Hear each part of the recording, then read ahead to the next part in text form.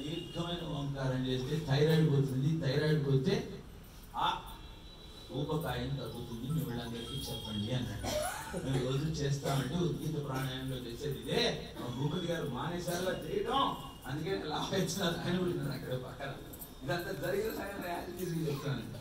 So ఆయనకు అది ఎవరు చెప్పారో తెలుసండి, ఆయన హెల్త్ బాగాలేదని ధర్మస్థలి వెళ్ళి అక్కడ దలైలామా ఎవరు ఒక గురువు ఉంటే ఆయన కలిసాడు.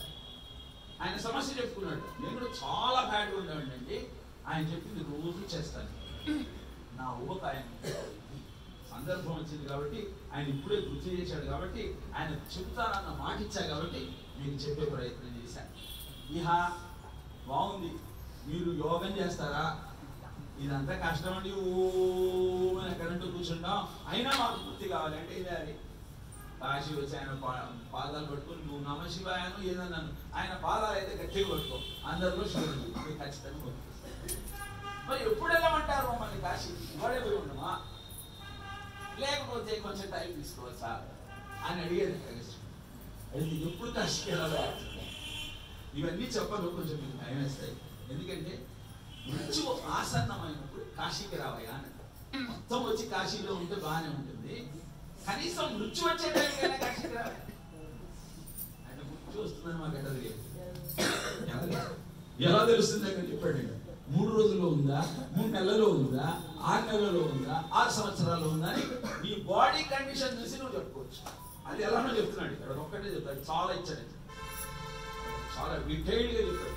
అవన్నీ నిజానికి చెప్పకూడదు, కానీ ఇది ఎందుకు చెప్తున్నానంటే మీరు భయపడాల్సిన అవసరం లేదు.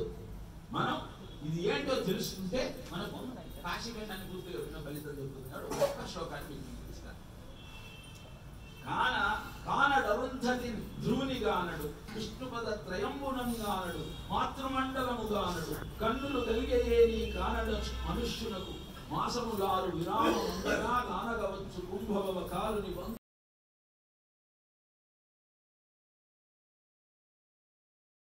త్రయం కనబడదు, మాతృమండలం కనబడదు. అసలు ఏమన్నా మనకి ఎప్పుడైనా కనపడుతున్నాయి మనం చూడం. కానీ ఇక్కడ అరుంధతి భవే జీవ, అరుంధతి అంటే జీవ అని అర్థం. కరోనా వచ్చినప్పుడు ఒక లక్షణం ఏంటి చెప్పండి, కరోనా వచ్చినప్పుడు రుచి తెలియదు, అది ఎక్కడి నుంచి వచ్చింది? కాశీఖండం నుంచే. అరుంధతి భవే జీవ పైన కానడు అరుంధతుని, అరుంధతిని కానడు అంటే వాడికి రుచి తెలియదు. ధ్రువో నాసాగ్రముచ్యతే, నీ ముక్కు యొక్క అగ్రభాగం నీకు కనబడదు. అందుకే మనం భగవద్గీతలో ఒక శ్లోకం ఉంది, ఏమని? సమం కాయ శిరోగ్రీవం ధారయన్ అచలం స్థిరః సంప్రేక్ష నాసికాగ్రం స్వం దిశశ్చన అవలోకయన్. ఇలా పెట్టుకొని నాసాగ్రం మీద దృష్టి నిలపమన్నాడు భగవద్గీతలో. అది కనపడుతున్నంత కాలం you are alive, no problem, you can see TV, you can do shopping, no problem. తర్వాత విష్ణు పదాన్ని భూమధ్యే, విష్ణు పదము అంటే భూమధ్య. అలానే నేత్రయో మాతృమండలం, 2 నేత్రాలు మాతృమండలం. ఇవి నీకు చక్కగా ఉన్నంత కాలం నువ్వు బాధపడక్కర్లే.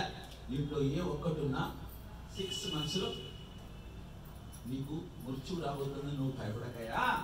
ఎందుకంటే ఈ దుర్నిమిత్తములలోనేదైనను ఒకటి గాంచి ఎవరో గను ఖేదము నొందక నరుడు ప్రమోదమున కాశీనగరమున తిరగవలయు.